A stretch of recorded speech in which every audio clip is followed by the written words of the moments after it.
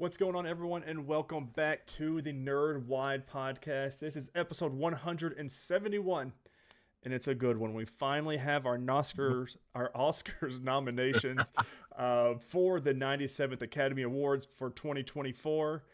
But before we get there, I'm your host, Tyler Haynes, with my good friend and co-host, Mr. Chris Rivers. How are you, sir? Oh, I'm good. How are you doing? Excelente. Memphis, the Grizzlies are absolutely killing it. It's my only sports team going right now. Well, Vanderbilt basketball also doing really well. Beat Kentucky, beat Tennessee. So what else can I complain about? Nothing really. I saw the end of the Vandy Kentucky game yesterday. I was waiting to get my hair cut. They had it on. I just love it. What a time to be alive for basketball. Football, not so much everything else, but that's about it. How's your week been? Kind of nice actually. Yeah, it's gone fairly easy and just enjoyed it. Kind of a relaxing. Got out of work a little bit early Friday. Ooh. Must be nice. Actually, I got out of work early Friday too, so never mind. It is nice. Went out and had lunch, so. There you go. Quick housekeeping before we get jump into our show. We're going to talk about all of season 1 of Creature Commandos and the final season in season 3 of Marvel's What If. Going to be a little bit different. Usually we go through every episode with a synopsis and recap, but in the essence of time, so we get to our Oscars nominations and what our plans are as a show is going to be for it. We're just going to go through a quick synopsis and talk about the episode real quick and just keep going down to the list of it, which is only 6 for What If and 7 of Creature Commandos, so nothing crazy. Before we get to that, though, housekeeping, don't forget to subscribe to our podcast service or the YouTube of your... don't forget to subscribe to our YouTube or podcasting service of your choice. If you enjoy the show, make sure you leave us a thumbs up on YouTube or give us a good rating on whatever podcasting service you do use. If you don't enjoy what you see or hear, make sure you leave us a comment down below. If there's something broken, audios are off, don't know about it until you let us know, then we can fix it. Trying to think, Chris, TV-wise, have you watched anything? No. Oh. No, just these shows. Let me tell you. Yeah. There is a show on HBO Max called The Pitt, Pitt, and it is a ER spiritual successor to it. There's one of the characters from ER is the main character in this one. But what it is a level 1 trauma center in Pittsburgh that does, it's the ER, but it follows some residents, the main doctor, Dr. Robbie, and some med students and things like that in an ER. Each episode is an hour of the shift. So there's 15 episodes, 15 hours of this particular shift. And they've already had 4 episodes, and dear Lord, is it amazing and extremely accurate. If you want to know what an ER looks like, this is the show to watch because it is like on all cylinders, phenomenal. Hey, so. I kind of lied. So I've been getting back a little bit into WWE. So from watching on Netflix, or? I did watch Raw, and I watched Saturday night's main event. The one I watched the replay last night. Yeah, I watched the replay on Peacock. Yeah, so good. I mean, I'm excited because the Royal Rumble's coming up, right? Or is it? Yeah, the WrestleMania is later in the year. Yeah. But there's supposed to be some good things happening at the Rumble this year, from what I've heard. I imagine Cena's going to win it all. So he has a chance for the belt at WrestleMania, and then he's going to retire. So have it one last time. That's my theory. So we'll see. Apparently he's going to be there the entire year. Mm-hmm. And so I think he'll get it, and then he'll either give it up or retire with it, and then have to relinquish it kind of thing. So keep his legacy going. But listen, everyone's not here to listen to that. They want to know our thoughts on season 3 of What If. Everyone's been clamoring. I've been getting emails upon emails, dozens and dozens of them. Hey, when are you guys going to talk about this? When are you going to talk about Creature Commandos? Because, spoiler alert, it's actually good. So I'm on IMDb.com, so I don't know who puts all their synopses and things in. So what we're going to do, we're going to go through each episode. We're going to talk about the synopsis, and we got anything to say about these episodes, we'll talk about them. And it looks like the highest episode for this entire season on IMDb was episode 7, and it's the What If the Watcher Disappeared. Mm-hmm. But I got to talk about that when we get there. Episode 1. What if the Hulk fought the Mech Avengers? Essentially, Voltron or Power Rangers is the easiest way to describe it for this. Yeah. Massive monsters emerge after a gamma incident, threatening humanity. As the Avengers struggle, new heroes rise to battle the creatures using advanced mech suits. Sam Wilson forms an unexpected bond with Bruce Banner amid the chaos. I think it was a pretty decent episode. Nothing that really reached out to me about it. Yeah. Yeah, it was this was the perfect spot for it. Yeah. Because I felt like any later and it would have been a little bit of a letdown. I mean, you had all your cast back. You had Anthony Mackie, you had Mark Ruffalo, you had Sebastian Stan, David Harbour, Oscar Isaac, Simu Liu. I mean, you had your main cast back, which you can tell Sebastian Stan loves doing these. Anything for Simu Liu as well, and David Harbour. I mean, especially the episodes coming up, which is probably my favorite in the whole series, was really good. And so it was cool, little concept. It was nice. The animation was pretty for this one, very bright, like on the island and things like that. But then once that Gamma monster came up in New York, destroyed everything. I was like, oof. So that's pretty good. Episode 2, what if Agatha went to Hollywood? In 1930s Hollywood, a rising starlet manipulates a wealthy industrialist to fund her film, secretly planning a world-altering ritual. An unlikely hero emerges from Bollywood to thwart her mystical scheme and save reality as we know it. This was fun. It was really fun. Weird, though, having 2 episodes centered around the emergence in a season. Yeah, a little bit. But Catherine Hahn back as Agatha, Kumail back as Kingo, Dominic Cooper back as Howard Stark, James D'Arcy back as Jarvis. Awesome. I mean, I just enjoyed the episode just because having them 2 back. Yeah. And yeah, that really made it. I just like to have a bunch of fun with it. And again, the animation was when she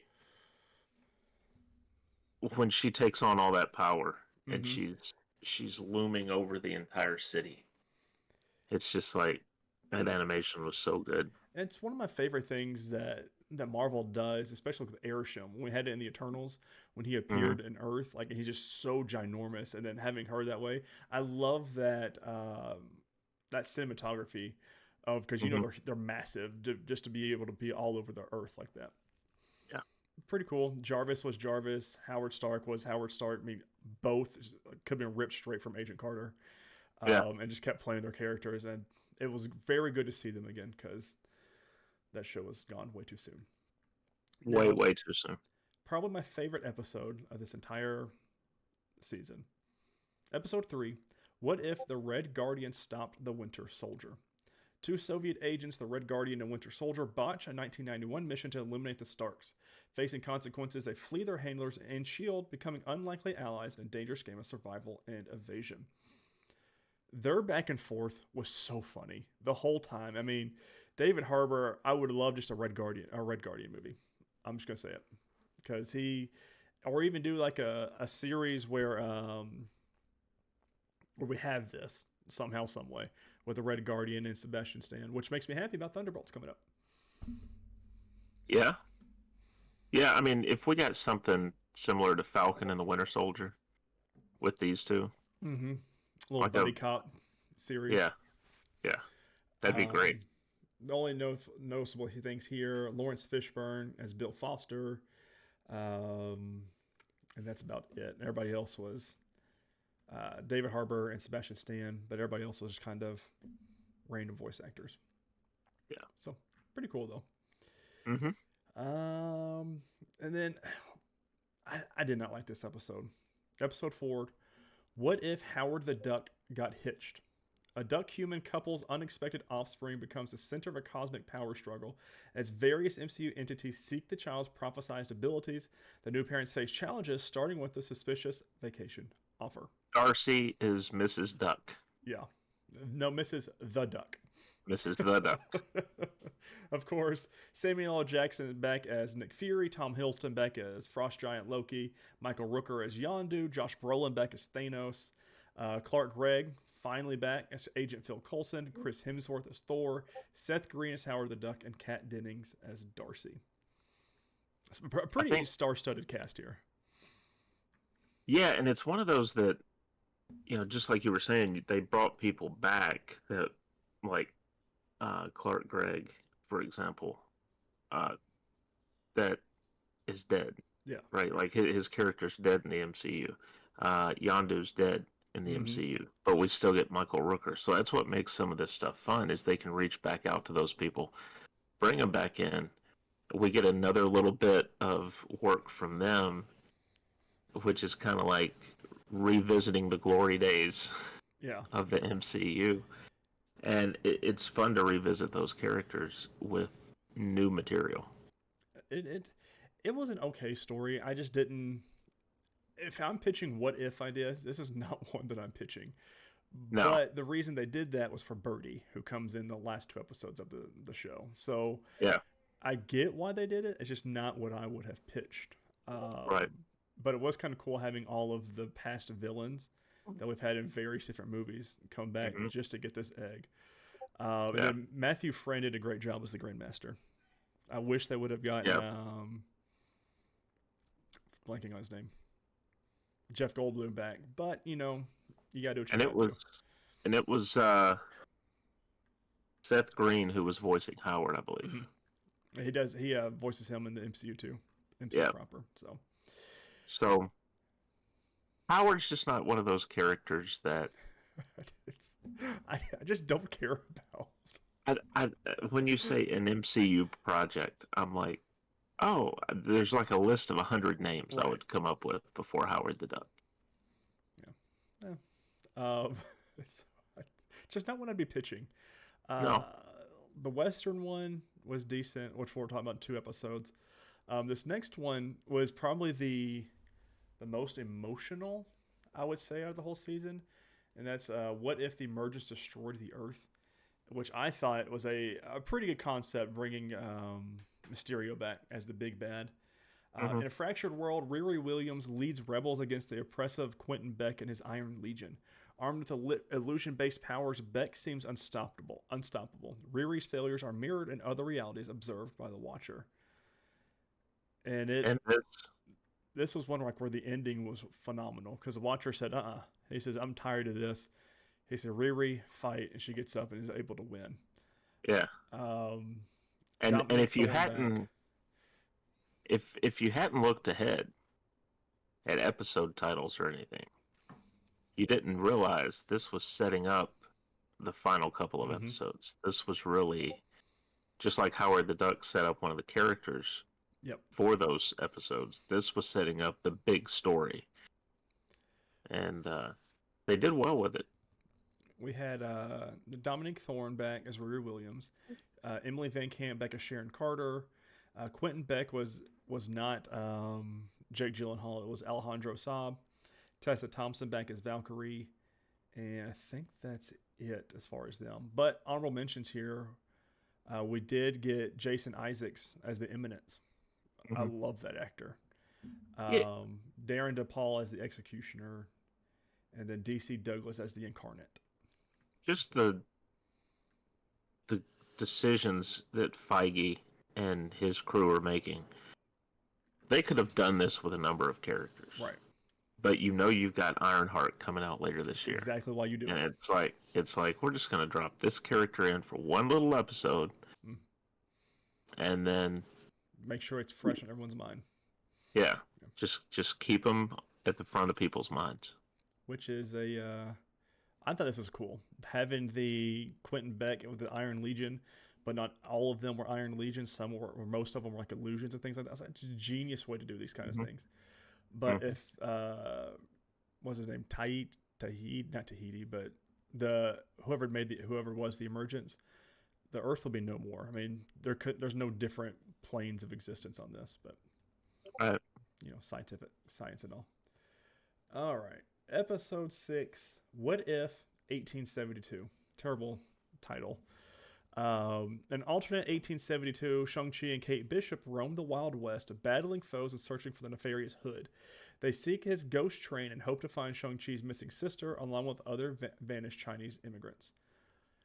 Awesome, like, idea. I did enjoy this episode. It's probably my second favorite if I had to pick one.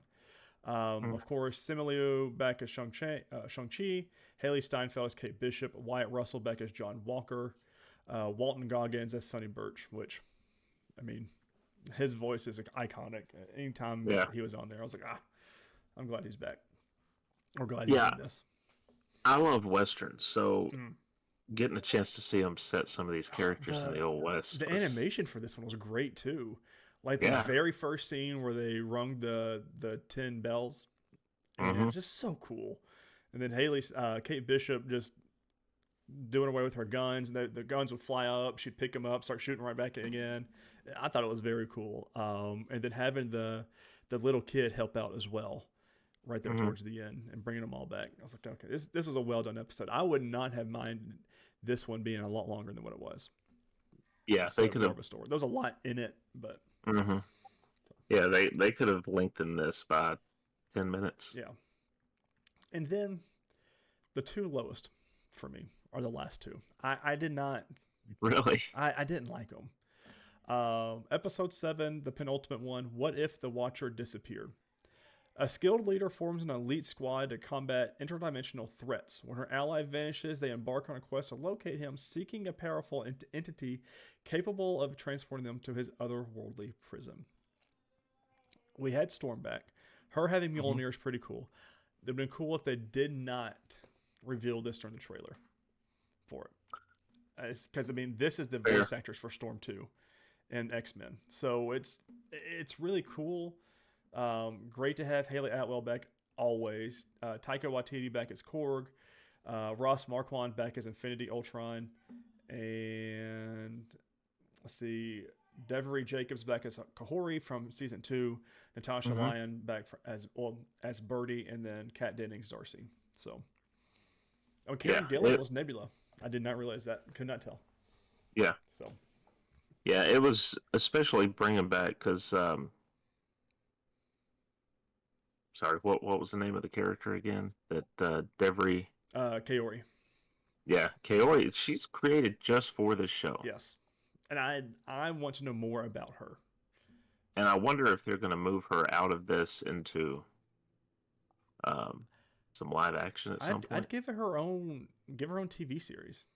Bring her in from this, and I don't think movie quite yet for her, but bring her in to live action.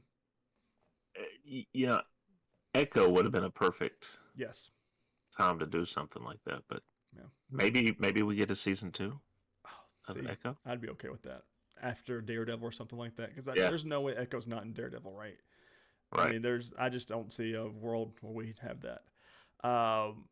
Cool concept. The Watcher he's supposed to just watch. He's never supposed to intervene. Jeffrey Wright as the Watcher in every episode we've had, and such a good voice too. Yes. Oh man, he's built for voice acting, and I love it, and acting on top of that. But just an okay episode. I didn't really, and then how we left off on the next one, I was just not a fan of at all. So, but that's because you've ruined me with Agent Carter. So let's get into the finale. What if? Pursued across realities, Captain Carter and her team aid the Watcher in invading Capture.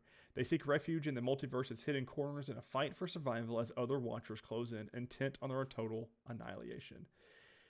Thought it was real cool to bring it back to season 1 with Dark Strange and his whole world. There's no crazy here. Different actors besides from the last episode. I just didn't. I don't know how I would have ended the show, but I don't think it would have been like this. I don't even think we really needed an ending. You know what I mean? It's What If as a show that I feel like you could always leave it open for, hey, if we ever pick this up, 6 years down the road, we can do more What If episodes. Why do a series finale here? Yeah, I don't. In each episode is for the most part, its own contained episode besides the finales. But my thing was, we're doing the final one. We set up all these characters this season, and we're not going to bring anybody back but the 3 or 4. So I'm like, we've got other characters to use and at our disposal to fight the biggest and baddest beings in existence. Mm-hmm. Have everybody from your lineups come in, have a portals moment from Endgame, that kind of stuff. I didn't like the writing for this. Yeah. What if they had messed with the audience and got right up to the point where you think we're going to get a conclusion and then put on the screen, what if we'd written an ending? Right. And just gone to credits. See, even something like that. I was even looking for a post-credit scene. There wasn't even one, which is what it is. I was hoping to see when they were doing that whole thing where they were all blocking the being erased from existence from every multiverse. I was hoping Haley Atwell would have like popped up on screen for a minute, like in live action. I thought that would have been a cool way to do it, but they didn't. So I saw some cool costumes, but that's about it. That's about all we saw. Yeah, but you know, it's yeah. That's what if though. I mean, we're done with it. For now. Yeah, I don't think they should have said this is it. You know what would be cool, and I know that they've got a lot going. They've got a new popular game now with Marvel Rivals. Yes. What a game. I haven't played any of, but I've downloaded it, so we'll see. Very addicting. Is it? Mm-hmm.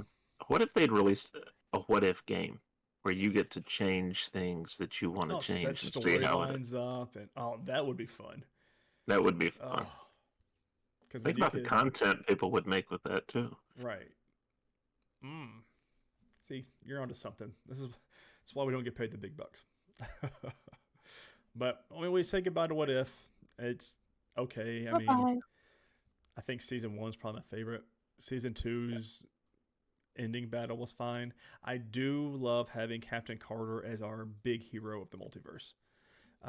She was it for season 2, and she's it for season 3, and Haley Atwell needs all her dues, and continues to need her dues, but because she is a phenomenal character. All right, a new show that came out that's gotten, I mean, most of the season. I think the lowest rated here on IMDb is 7.3. Yeah, and that's the first episode of 7. This is James Gunn. This is officially the first of the DCU. 100% in it. And I really enjoyed this show.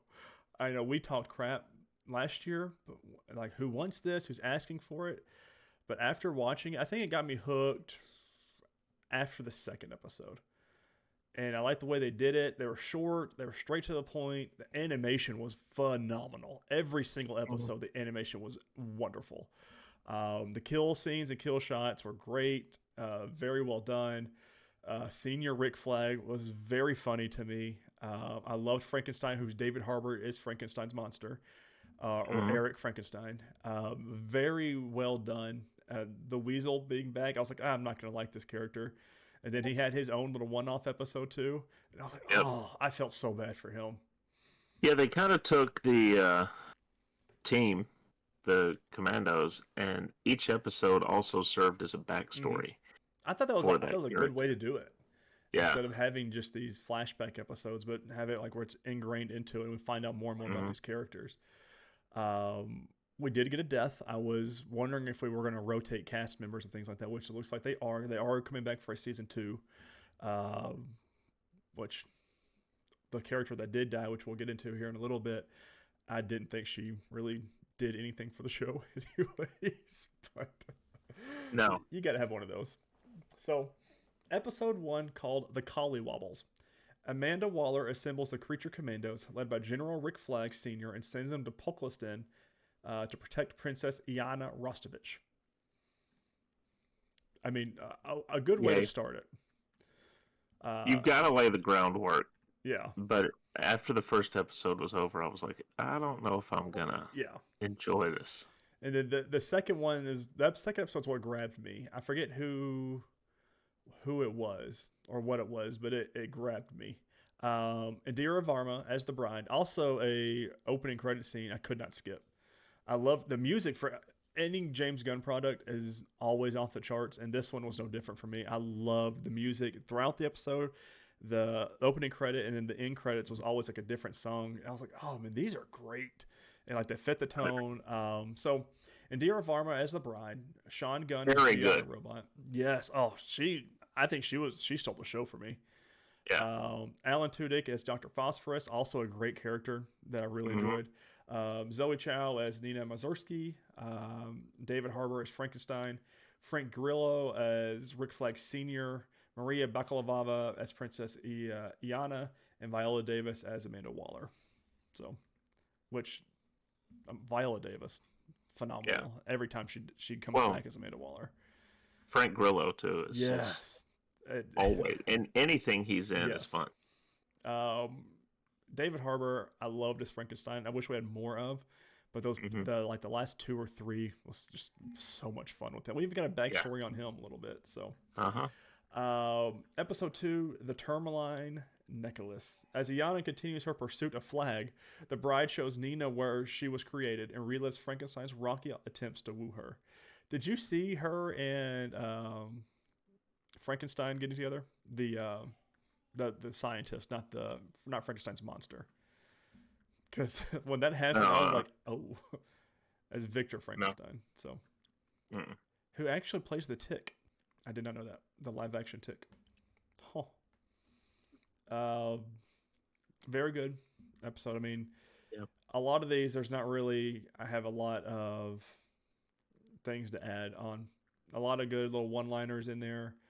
Again, we got a really cool moment in I think it's in this next episode that we can talk about. But. Episode 3, Cheers to the Tin Man, which actually grabbed me pretty good. When the Creature Commandos arrive at the manor to save the bride and Nina, G.I. Robot relives his glory days in the war and beyond and finally gets his wish. This was a great episode. Like, come on. Him being decommissioned, him going up in front of the TV show and then the newscast being interviewed, but him going to the new neo-Nazis rally, he said, fantastic. Oh no. he said Nazis, and just mows them all down. I was like, and I knew it was as soon as the guy had taken him home, he put gasoline in him so he could come back to life, and he starts to take him out of the house, which I assume was for the first time, and he's like, you'll be a good addition to the cause. And I was like, oh no, I know what the cause is. That's exactly where it's going. And so it must have been this next episode, the scene I'm thinking about. Him being in East Company, seeing his background there, rising all the way up, mowing every single Nazi down, and then at the end where he does die by Cersei. So Sam, his friend in the past, was Michael Rooker, and you could tell it was Michael Rooker. His voice is very distinct. Very good episode though. I really enjoyed finding out the past of these guys.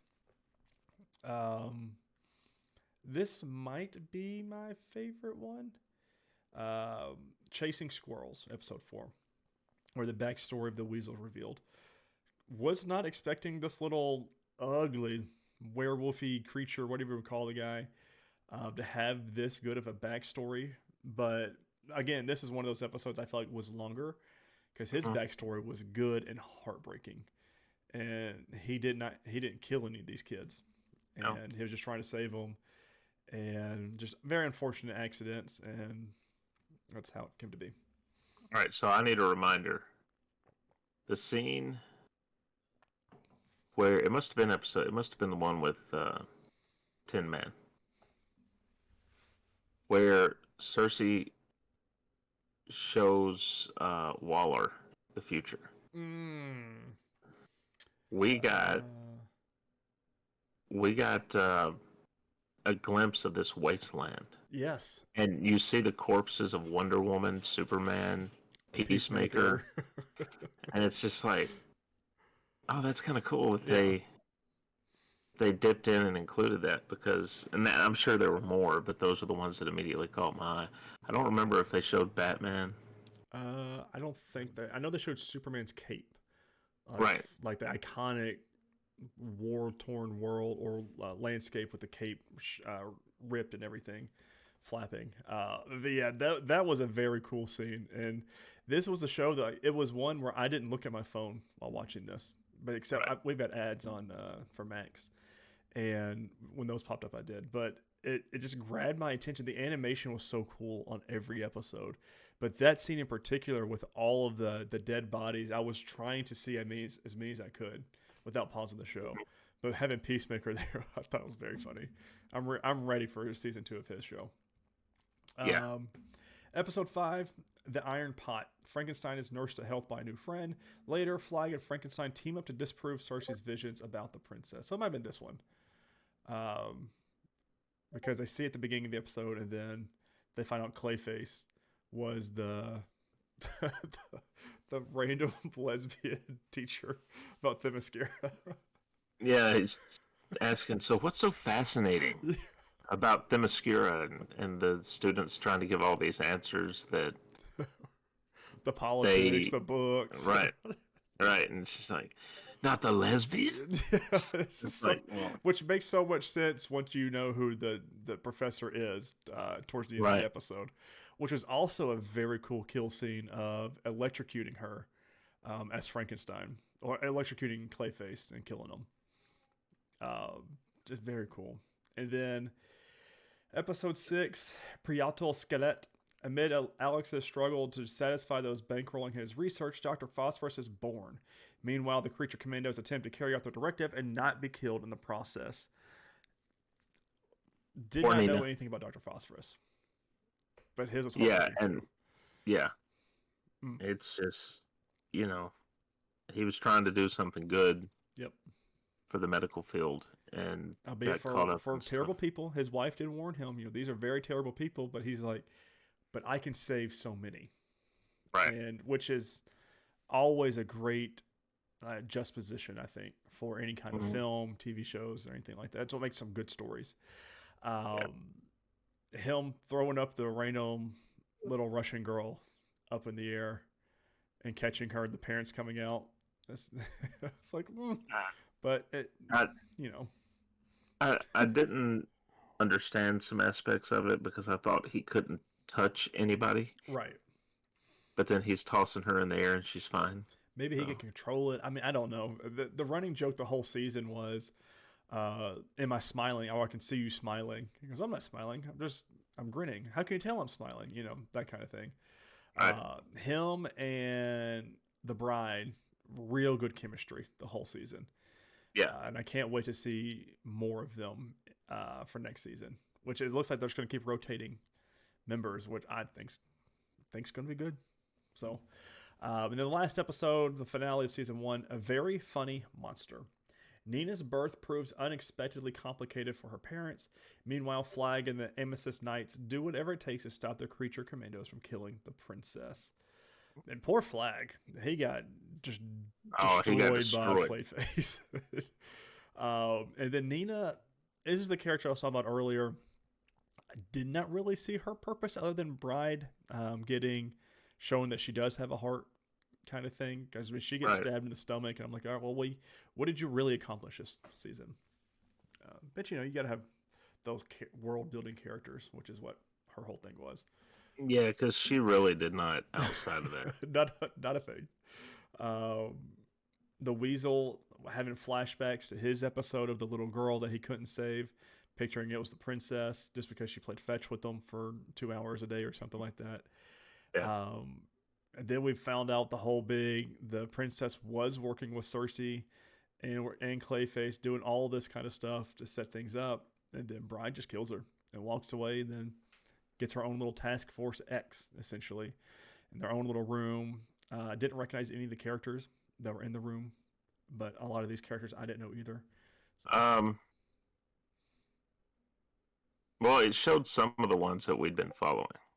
Weasel's in there licking his crotch. Every other episode. Dr. Phosphorus playing ping pong with Man Bat or Lady Bat or something like that we saw earlier in the episode when Bride kills just shoves it straight through his jaw. It's awesome. I mean, I like this show. I'm excited for it to come back. I did not think I would say that, but this is our first project of the DCU. Of course, Superman coming out in May. Also, cannot wait for because they released a little clip today, trailer. Yeah, during one of the games, 10 seconds long or something, but it shows him flying. I'm like, oh, yeah, this is gonna be good. Would you want to see them try and turn Creature Commandos into live action? I don't think it would work as well. It's the animation is one of the things I really enjoyed about this one. Yeah. I don't know. I'm curious because it's too Suicide Squad-y, if that makes sense. Yeah. And we've already had 2 of those. Neither one of them did as well as they were hoping. So I don't know if they'll just leave this for animation, or if they do like a multiverse at some point, they bring them in. I don't know, but I liked it. I'm very impressed by it, and the Bride especially, Dr. Phosphorus. So yeah, we'll see what happens from it. It was definitely better than I thought it would be. It definitely surpassed expectations, and because my expectations were really low. All right, so next week we do start back with our official 1 episode things. We've got Invincible coming back soon, but we are going to watch Goosebumps. We're going to do 1 episode a week until it's over for us, which is Goosebumps. I forget what the subtitle is. I can't remember because it's a different group except for Justin Long. Somehow he's still in it. But David Schwimmer's in it too, right? Yeah. So I'm curious to see how we do this. But we are going to be watching that as our next show because we've got 2 movies we're going to start doing from here on every week. And this is going to be my favorite one, though. But we do have Oscar nominations. So, Chris, let's talk about it. What do we have this year?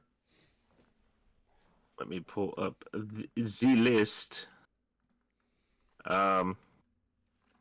So, our nominees for Best Picture. Anora, which looks like it's on Amazon Prime and Apple TV for $10. The Brutalist, which stars Adrian Brody, and is 3 hours and 35 minutes long. That's gonna be our longest one then. If it makes it to streaming before. True, because there's 2 of these that are still in theaters, right? 4. Oh. 4 of the 10 are still in theaters. Okay. A Complete Unknown, which is still in theaters. That I feel like that should be coming soon. We'll have to look up and see when those hit streaming. Yeah. And I'll have to set a weekend aside to watch The Brutalist. 3 hours and 35 minutes. Conclave, which is on Peacock. I've seen that already. So yeah, you talked about it last episode, I think, right? Yeah, I think so. And then here's the one Tyler's already seen. Dune Part 2, which is on Max. Sir. I'm so excited because now you have to watch it and you get to see everything that I'm talking about with this movie. Which is the second longest movie on the list, 2 hours and 47 minutes. Flies by. Emilia Perez, which is on Netflix at 2 hours and 12 minutes. A lot of stars for the cast in that one. Yeah. I'm Still Here, which is in theaters. Nickel Boys, which is in theaters. The Substance, which has gotten rave reviews, is on Apple TV. That's Demi Moore. She won the Golden Globe for this movie. And Wicked, which is on Apple TV. Yeah. Which I've got my Steelbook comes in. I got it for Jamie for Christmas. So Steelbook should come in soon. Whenever it's actually released physically. This list, I know we talked about it, us texting when this came out on Thursday or Wednesday when this dropped. Mm-hmm. Yeah. Very good list, though. I am just about every movie I'm really excited about to watch. Most years, you've got some that look good, some that I'm like, eh. I mean, last year I loved just about every single movie we watched, though, that we could watch. Now, Emilia Perez, I've heard so many great things about. Dune Part 2, my second favorite movie of all time. Conclave, I've heard a lot of great things about. A Complete Unknown, another Timothy Chalamet film that's on this list. Wicked, of course, is huge. The Substance, like you're talking about with Demi Moore. Nickel Boys, I haven't heard much of, and I'm Still Here, I've not heard much of. But everything else I've heard about, I've seen about, and I mean, it's going to be a fun year for our Oscars reviews. And I hate to say I already know it's going to be on number one on my list, but it's my second favorite movie of all time. You never know, though. That's very true. I mean, look at The Holdovers last year. Yeah. I mean, one of my favorite movies, too, because that movie was just really well done. The only thing I hate is that I can't pause the Dune movies and tell you why and what's going on. Because reading the book, there's so much they obviously veer off because they do that for every book that goes to screen.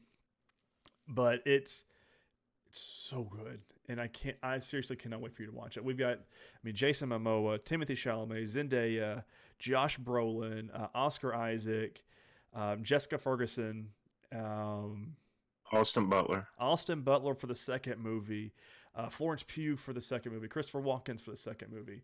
I mean, dude, it's such a star-studded cast, and they all bring it. Every single one of them bring everything into it, and it didn't. Denis Villeneuve did not get nominated for Best Director this year, which Josh Brolin said if he does not get nominated, he's quitting film. Which he obviously came back and said, I'm obviously not going to quit, but this is a travesty, and how are we watching the same movies? Because I'm telling you, after this weekend, you're going to be just as high. If there's not one movie I could recommend to you, Chris, more than Dune and Dune Part 2. Dune Part 2 more so than the first one, because I cry. There's so many great moments. There's great lines. It's phenomenal. It's absolutely wonderful. So, I can't wait. Which goes into what we're doing next week. We're going to review Dune Part 1 and Part 2. And, man, everyone is in for a treat if they have not watched it, period. So, and then we'll kind of, for the next couple of weeks until March 3rd, we're going to watch as many of these as we can. Which it's going to be probably a week-by-week thing. I imagine Emilia Perez will be the next week, and then with Conclave, if I had to guess, because those two are actually readily available, and we can pick up and watch. We can get those quick. I'm just looking up A Complete Unknown.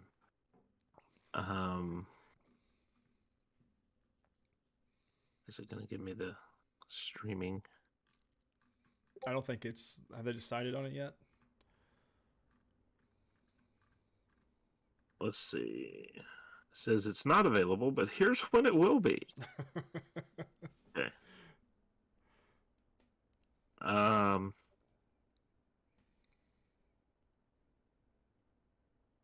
It's in cinemas.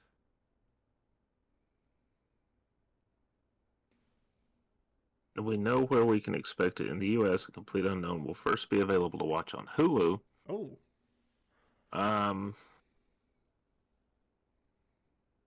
But they're not giving me a date. 45-day exclusive window in cinemas before they can hit streaming. So I'd have to see when it came out. Is it 45 days from the last day or 45 days from the first? I think just from when it debuts in cinemas. Okay. A Complete Unknown. Open in cinemas. Christmas Day. Oh, so we'll be able to watch it then. Yeah. Which I'm excited about, because we even talked about watching this one. Because it's got a lot of that Elvis movie vibes to it. Right, yeah. So, and Bob Dylan, I also don't know too terribly a lot of. So, right. Other than Timothy Chalamet is singing and doing it all. He has a pretty good chance to be on a Best Picture winner. He has probably the best chance of anybody. 2 for, 6? So. And No, 2 for 10. So I mean, that's just a very good chance. Oh, I'm just ready for it though. So we've got our Oscar nominations. Are you surprised? Is there any film that you could think of that's you're surprised is not on Best Picture list? I think Nosferatu is up there for me. Well, it came out too late. Yeah. Well, it's up here for music. Is it no? No. It is up here Wait for a minute. Okay, I'm confused about makeup something. and hairstyle. Because I just looked this up. It was released in the United States. Okay, so this was released. The Complete Unknown was released nationwide in the U.S. on December 25th. Nosferatu was probably a week before, I think. Nosferatu came out Christmas Day, I think. Mm. So, how is it not available? Because last year, I think I looked up. Yeah, it came out the same day at cinemas. Mm. What is the cutoff? Is it a full calendar year, maybe? I don't think so, because yeah, I looked before. Be...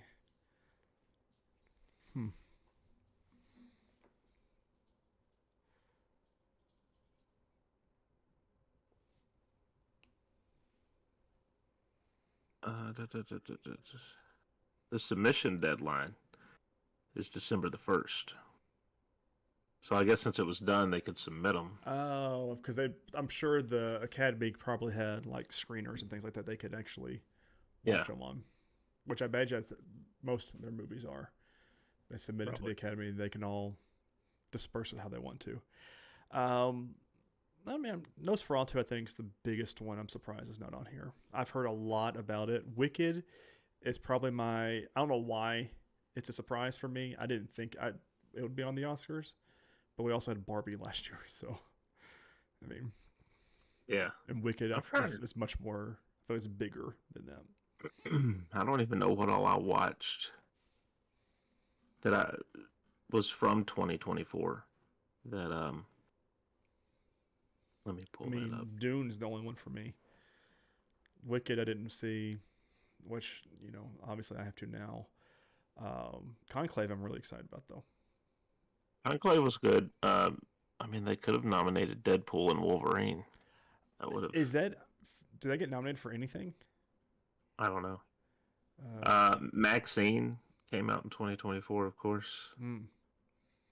Do horror movies like that get noms a lot? Well, The Substance is a horror movie. Oh, sweet. It's like body horror. Oh, I don't see that in here at all. Which it should have been up here for music. Deadpool Wolverine, because I hear that song, that rendition of the prayer song. I hear it everywhere. Animated short film, animated feature film. Actress in supporting role, actress in leading, actor. No, there's nothing up here, which is mind-boggling to me. So, but what do I know? The 2024 films, I didn't see a lot yet. I mean, you had The First Omen. A lot of mine were leaning toward horror or thriller. Yeah. The Apprentice. I don't know why that one didn't get nommed either. I've heard a lot about it. Sebastian Stan got nominated for it. Yeah. Actor supporting role from The Apprentice. I mean, I Hear Fury. So, it's weird. I Hear Fury. Oh, that one's Hero. Oh, the Hero? Yeah. The Birthday Boy is up for right now. I mean, costume design. Deadpool Wolverine didn't get nominated for that either. Right. Bonkers. But you'll do Gladiator too. It's fine. Whatever. Not bitter. Superhero movies always get the shaft. All right. Anything else to add for the Oscars this year? No, I'm looking forward to watching the movies, and we'll see. I'm just ready for it. Always make sure to add whoever wins Best Picture to the collection. So we'll see what I add this year. I know it's exciting, isn't it? It could be Dune 2. Could be. Just saying. I've got 2 different steelbooks and 1 rendition of Dune. And then, no. One steelbook, 1 normal edition. And then Dune 2, I've got 1 steelbook so far. Because once they start coming out with new different art stuff, I can't resist. I mean, this is a Dune candle back here, so, or it was a Dune candle. I burned it and then took it out so I could have a little pin holder. So, it's so good. But ladies and gentlemen, thank you so much and welcome back to the Nerdwide podcast. We really enjoyed you here. We hope you enjoyed this episode as well. Let us know down below what you thought of the Best Picture nominees and which one you are most excited for, or if someone didn't make it on the list, who and why you think they should have. You can follow us on social media at the Nerdwide account on Facebook, Instagram, Threads, Twitter, and Blue Sky is coming at some point whenever I can think about it one morning and do it and get it done. But ladies and gentlemen, that has been this week's episode of the Nerdwide podcast. Really hope you enjoyed it, and we cannot wait to talk to you next week, especially about Dune. Later, guys.